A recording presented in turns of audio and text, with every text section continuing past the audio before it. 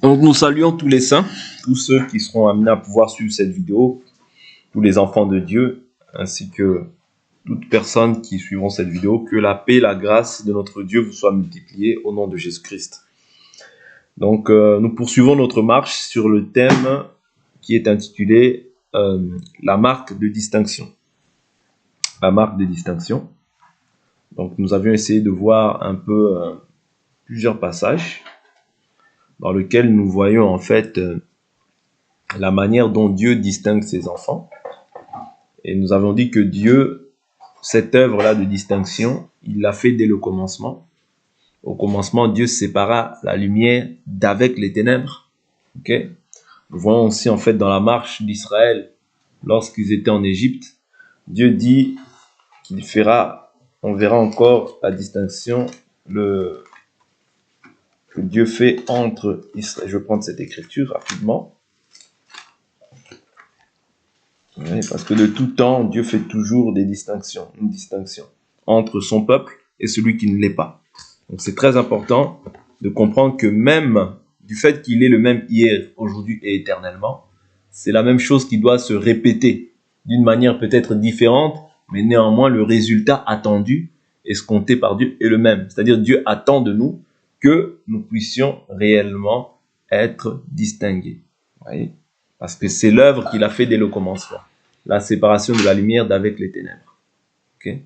Lorsqu'on avance dans la marche d'Israël, on voit dans Exode chapitre 11, Dieu dire que dans Exode chapitre 11, verset 4, Moïse dit, « Voici ce qu'a dit l'Éternel. Vers le milieu de la nuit, je m'avancerai dans l'intérieur de l'Égypte, et tous les premiers-nés vont mourir dans le pays d'Égypte, depuis le premier-né du Pharaon, assis sur le trône, jusqu'au premier-né de la servante qui travaille au meule, et tous les premiers-nés du bétail. Il y aura de grands cris dans tout le pays d'Égypte, tels qu'il n'y en a jamais eu, et qu'il n'y en aura jamais. Mais chez les Israélites, pas même un chien n'aboiera, ni contre un homme, ni contre une bête, afin que vous reconnaissiez la différence que Dieu fait entre l'Égypte et Israël. Vous voyez, l'Égypte est symbolisée par le monde. Voilà pourquoi je vous dis que ce qui a été, c'est ce qui est, c'est ce qui sera. Il n'y a rien de nouveau sous le soleil. De même aujourd'hui que Dieu avait envoyé des plaies, ok, et que ce monde même est voué à la destruction. Mais qui sera détruit? Ceux qui n'ont pas reçu la marque de distinction. Ceux qui ne sont pas l'Israël d'en haut. C'est eux qui subiront en fait le châtiment de Dieu. Mais nous qui avons reçu la marque de distinction qui est le Saint-Esprit, point de châtiment à notre égard. Donc il est très important de comprendre que la marque te distingue non simplement dans le temps présent, mais aussi pour le siècle à venir. Parce que toi, tu as une espérance. Cette espérance-là que tu confesses aujourd'hui, c'est cette même espérance qui va t'emmener en fait dans l'espérance du siècle à venir, c'est-à-dire dans la vie éternelle. D'où il est très important que nous gardions jalousement et fidèlement les commandements du Seigneur si éventuellement nous avons encore cette espérance. Vous comprenez? L'œuvre de la distinction, Dieu le fait tout le temps. Ouais. On ne peut pas prétendre être saint sans pour autant être distingué. Non. Ouais. Si nous prétendons être saints sans pour autant associer à cette sainteté-là la distinction, je ne crois pas que c'est une véritable sainteté. Parce que la Bible est claire, on verra désormais la différence que Dieu fait entre celui qui me sert et celui qui ne me sert pas. Vous voyez? Donc c'est très important. Je prends encore une autre écriture, toujours dans le livre de Exode chapitre 8, parce qu'il y a beaucoup d'exemples qui sont mentionnés dans ce livre-là. Je prends à partir du verset 16. L'Éternel dit à Moïse, « Lève-toi de bon matin, présente-toi devant le Pharaon. Lorsqu'il sortira pour aller près de l'eau, tu lui diras, ainsi parle l'Éternel, laisse partir mon peuple, afin qu'il me serve. Si tu ne laisses point partir mon peuple, je vais lâcher contre toi les mouches venimeuses, contre tes serviteurs, contre ton peuple et contre tes maisons. Les maisons des Égyptiens seront remplies de mouches, ainsi que le sol sur lequel ils se trouvent. Mais en ce jour-là, je ferai une distinction. Vous voyez, toujours il y a la distinction. Toujours.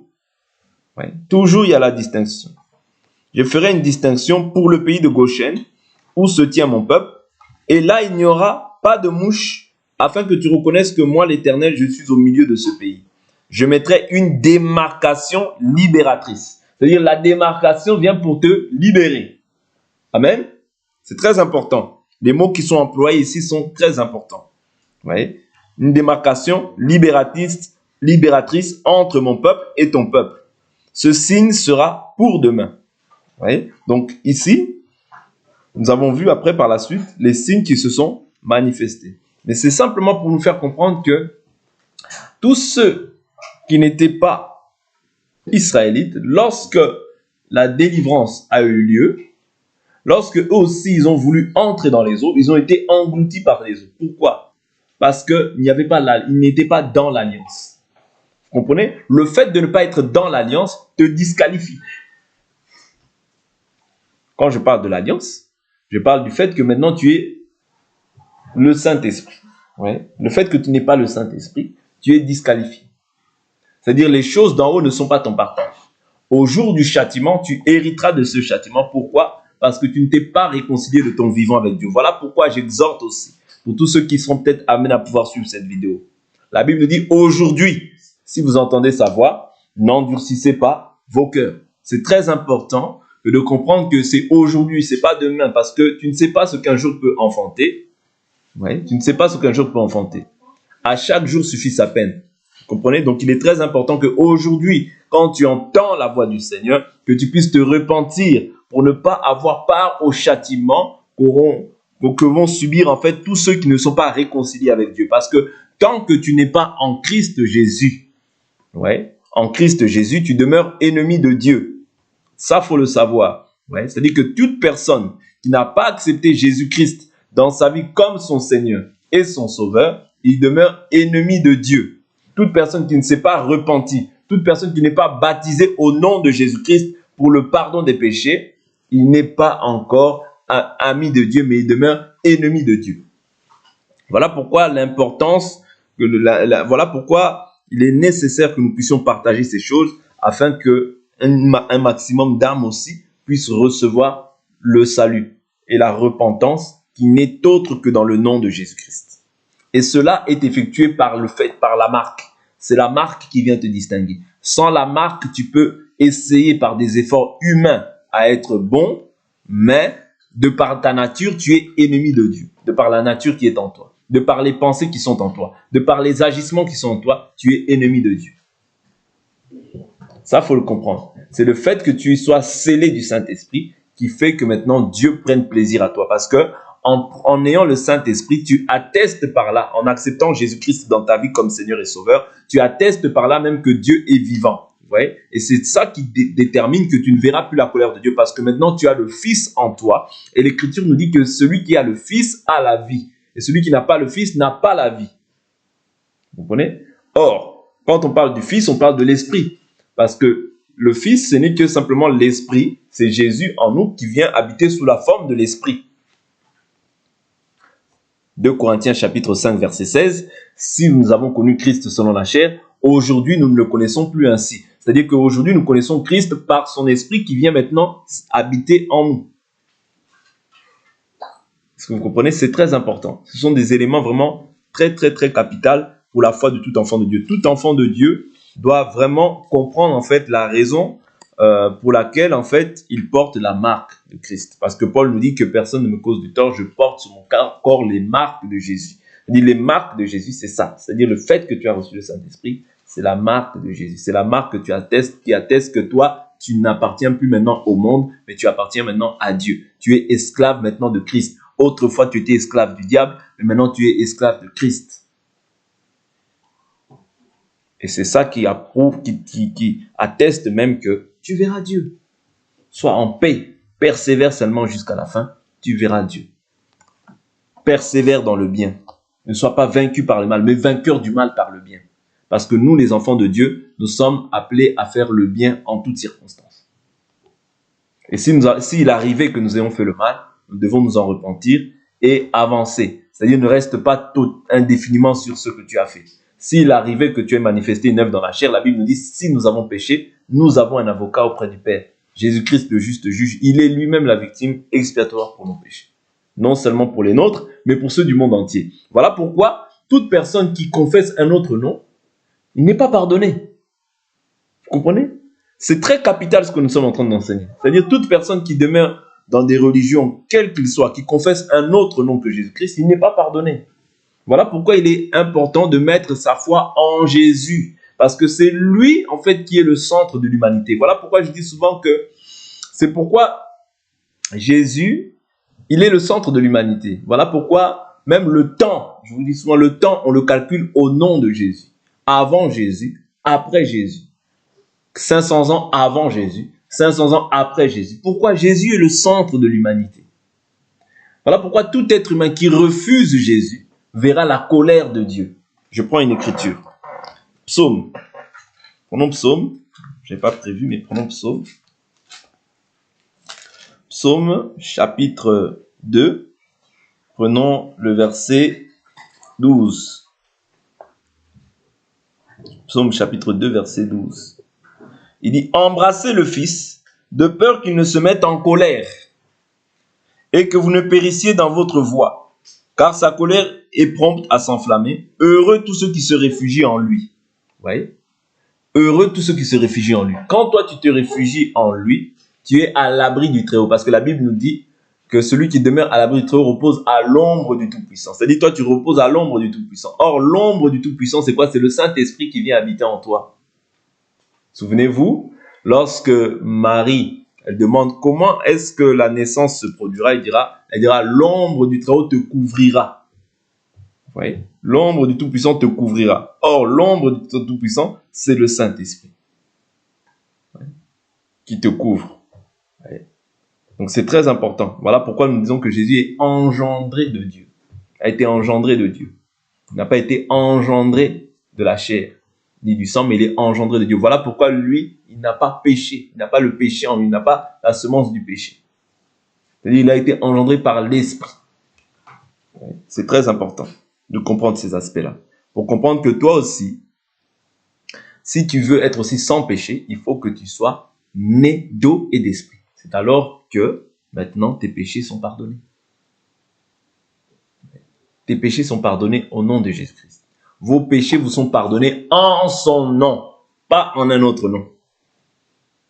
Vous comprenez? C'est très important. Prenons une écriture qui me vient à l'esprit. Donc ici, on nous a vu déjà la distinction. Dieu fera toujours une distinction. De tout temps, de toute génération, il a toujours fait la distinction. La distinction est importante. Prenons le livre de 1 Pierre. 1 Pierre qui va nous aider.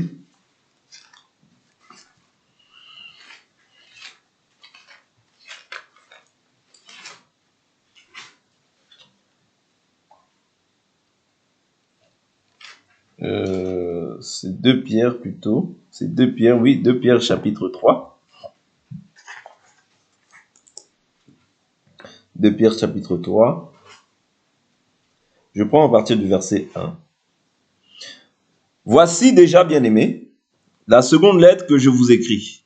En toutes deux.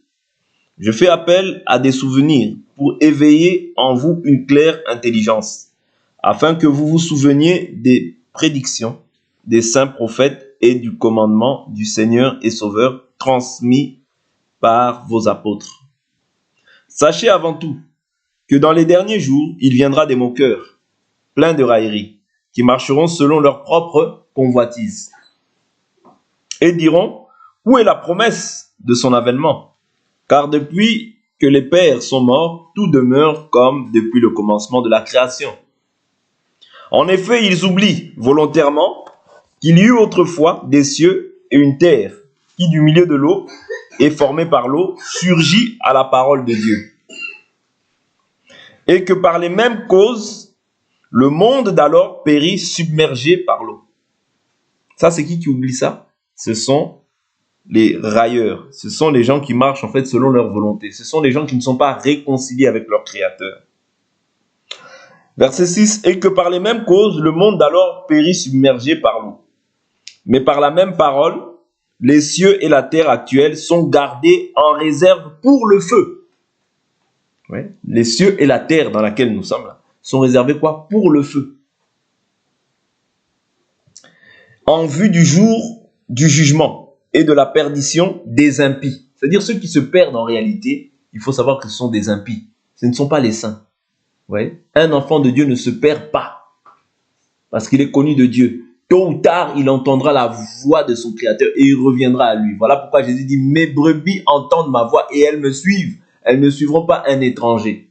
Vous voyez? Ceux qui suivent des étrangers, ceux qui se perdent, ceux qui font naufrage dans la foi, ceux qui abandonnent la foi, en réalité, ce sont des impies. Parce que l'Écriture nous dit que le pécheur s'égare dès le ventre de sa mère. Vous voyez? Le méchant s'égare dès le ventre de sa mère. Ça veut dire que ce n'est pas d'aujourd'hui qu'il s'égare, même s'il fait semblant, mais tôt ou tard, il doit s'égarer. Pourquoi? Parce qu'il est destiné à cela. N'oubliez pas, l'Écriture nous dit ceux qu'il a connus d'avance.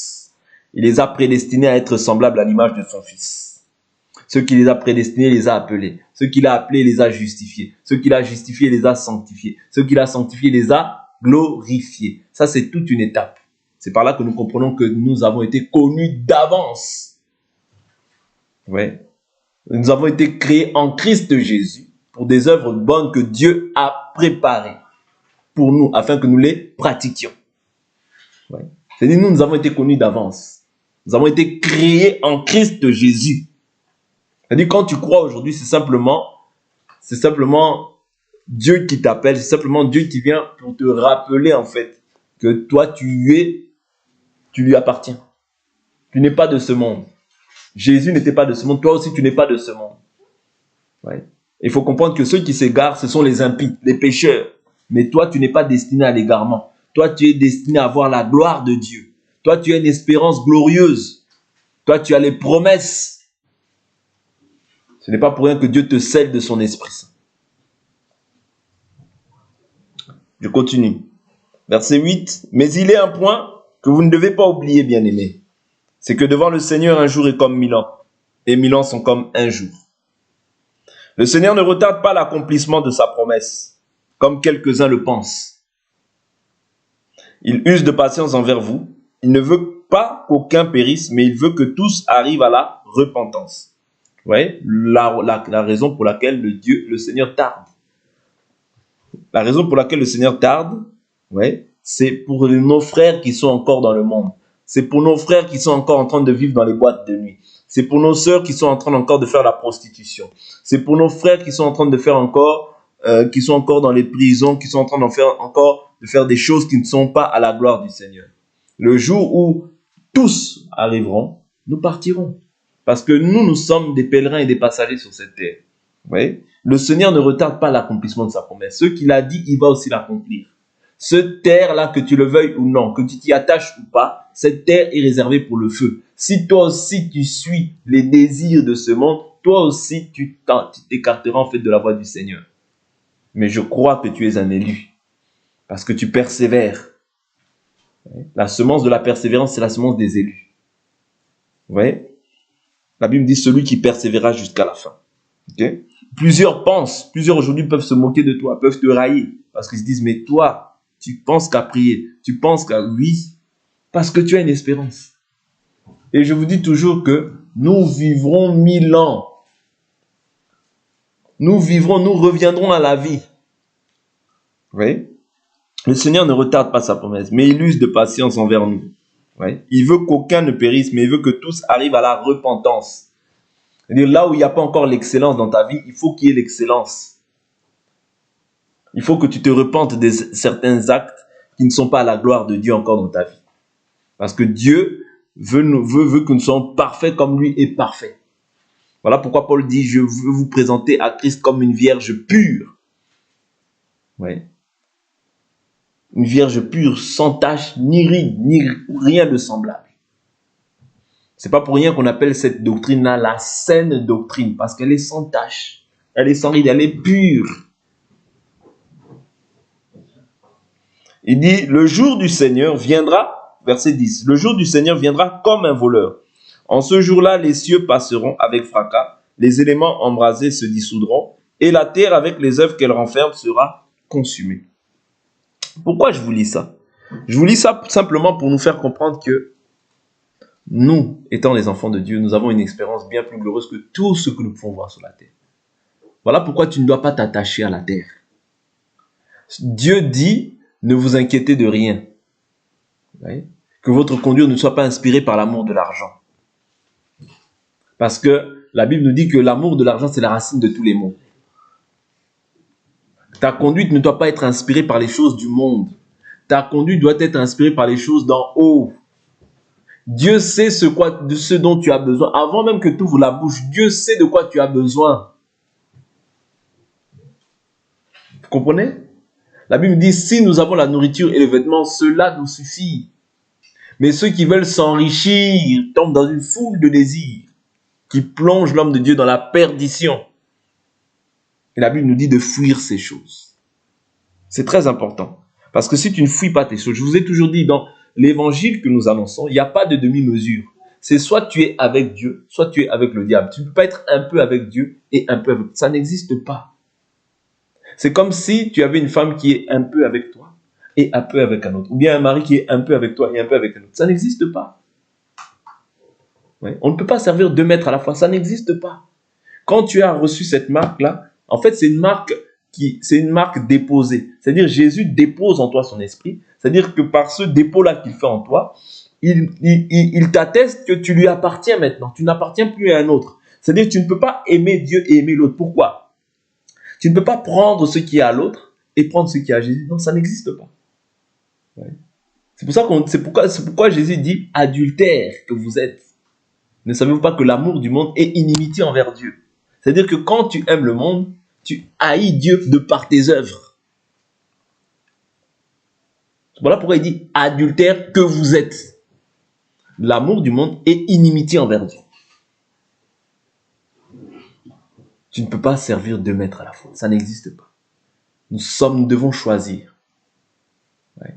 Parce que Jésus est venu pour séparer les ténèbres d'avec la lumière. Ouais.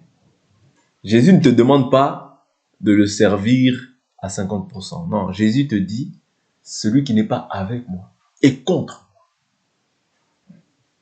Et cette terre passera. Avec tout ce qu'elle renferme, ça passera. Mais nous, je vous dis toujours que les difficultés du siècle présent ne sont pas comparables à la gloire à venir. C'est-à-dire la gloire à venir est beaucoup plus excellente que tout ce que tu pourras voir sur cette terre. Oui. Tout ce que tu pourras voir sur cette terre ne peut pas égaler ce qui est à venir. Oui. Tout ce que tu pourras voir, tout ce que tu pourras faire ne peut pas égaler ce qui est à venir. Ce qui est à venir est trop excellent. Verset 11, je continue, il nous dit « Puisque tout cela est en voie de dissolution, combien votre conduite et votre piété doivent être saintes. » La piété, c'est quoi? C'est l'observation des règles de la doctrine pour ton salut. Et la Bible dit que celui qui est saint doit se sanctifier davantage. Et c'est pour ça qu'on parle de l'exercice de la piété. Oui.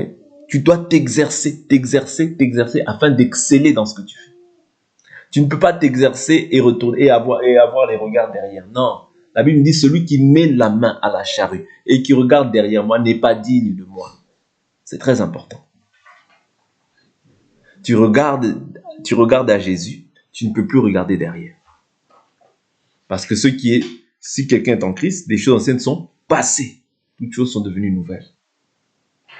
Ok? Donc notre conduite doit être de piété et sainte.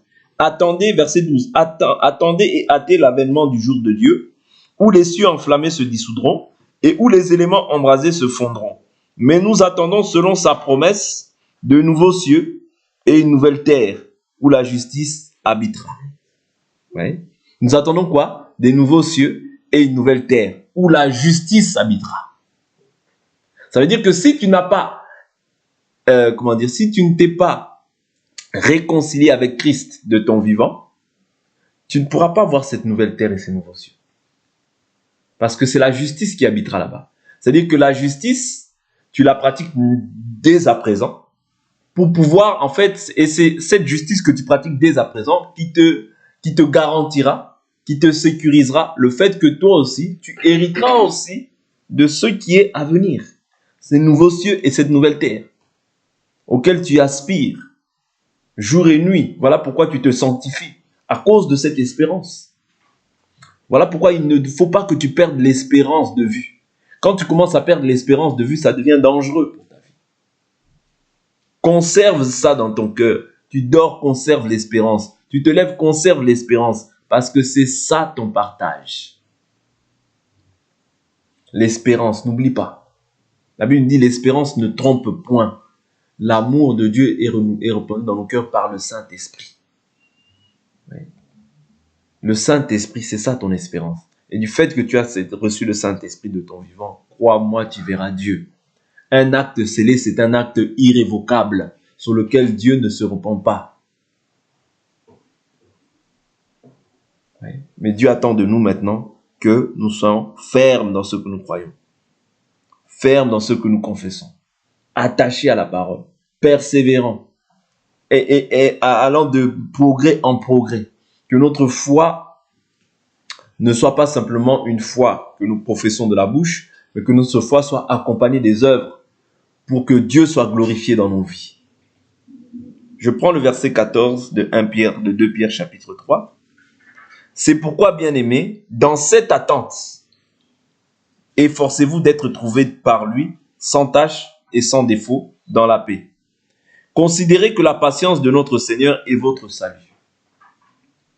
Comme notre bien-aimé frère Paul vous l'a aussi écrit, selon la sagesse qui lui a été donnée.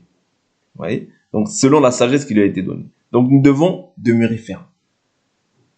Parce que s'il n'y a pas de fermeté dans notre foi, je vous assure que nous allons être emportés facilement. Mais Dieu nous attend aussi dans la fermeté. Dieu nous attend dans la persévérance. Qu'il y ait une épreuve, qu'il n'y ait pas d'épreuve, je demeure ferme. Qu'il y ait le bien, qu'il y ait le mal, je demeure ferme. Parce que l'objet de mon adoration envers Dieu ne dépend pas de la circonstance ou de la situation que je traverse. Non, non. J'adore Dieu, vous voyez? J'adore Dieu, peu importe la situation. Je loue Dieu, peu importe la situation. Que ça aille, que ça n'aille pas, je loue Dieu parce que je sais que les difficultés du siècle présent ne sont pas comparables à la gloire à venir. Et je sais aussi que plusieurs malheurs atteignent le juste, mais de tous l'Éternel l'en délivre. La difficulté n'est qu'un passage, n'est qu'un vent dans la vie d'un enfant de Dieu. Et le vent, de même qu'il vient, mais il passe aussi.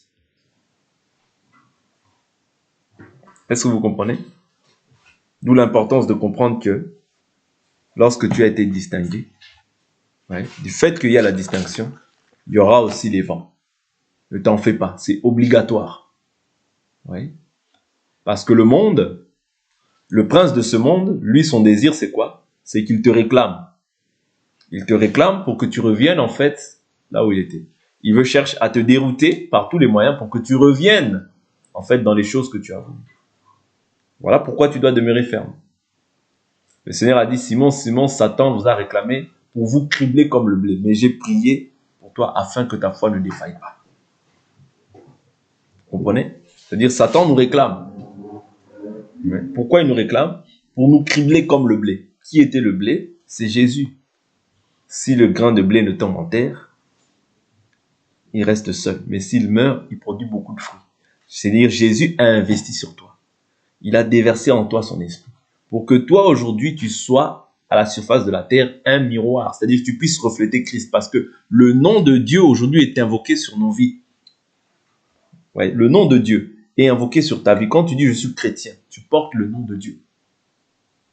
N'oubliez pas, Jésus a dit « je leur ai donné ton nom, ce nom que tu m'as donné ». Ouais. C'est-à-dire le nom de Jésus-Christ, c'est le nom de Dieu. Est-ce que vous comprenez? Voilà pourquoi tu dois t'efforcer à être trouvé devant lui irrépréhensible, irréprochable. Ouais. Parce que si il y a des reproches, c'est parce que tu n'as pas su observer la parole. Parce que cette parole-là, comme je vous dis, elle a pour rôle de quoi? De sanctifier chacun d'entre nous, de nous rendre purs. Ce que Dieu veut, c'est notre sanctification. Ne vous trompez pas. Aujourd'hui, les gens se sont bornés dans autre chose que la sanctification. Non. Ce à quoi Dieu prend plaisir, avant toute chose, c'est de voir des enfants saints. La connaissance peut augmenter. Si tu n'es pas saint, tu n'es pas agréable à Dieu. Tu peux avoir des révélations. Paul dit, quand j'aurai la révélation de tous les mystères, quand j'aurai la foi même pour déplacer les montagnes, quand j'aurai la connaissance de tous les mystères, les prophéties, c'est bien. Mais si tu ne demeures pas saint, tu seras disqualifié. Et si tu n'as pas l'amour, parce que nous ne confessons pas l'amour comme le monde, je vous l'ai dit. Nous confessons l'amour comme le fait d'aimer Dieu de tout son cœur, de toute son âme, de toute sa pensée, de toute sa force. C'est-à-dire, quand j'aime Dieu, j'observe sa parole. Quand j'aime Dieu, je me sanctifie pour Dieu, parce que j'ai l'espérance. Oui. Et c'est cette même espérance qui va produire naturellement la distinction. Sans quoi, je vous assure, tu n'es pas agréable à Dieu. Ne te trompe pas à toi-même. Ouais. Qu'on ne vous séduise pas que, oh, ça fait rien. Non, avec Dieu, tout fait quelque chose. Ce que Dieu veut, c'est notre sanctification. Et la sanctification, Dieu nous l'a donné dans sa parole. Le standard, le modèle que Dieu a posé, il l'a posé sur sa parole. Vous avez été édifiés sur le fondement des apôtres et des prophètes, Jésus-Christ étant la pierre de l'angle. En dehors de cette édification-là, c'est les pensées humaines, c'est la philosophie.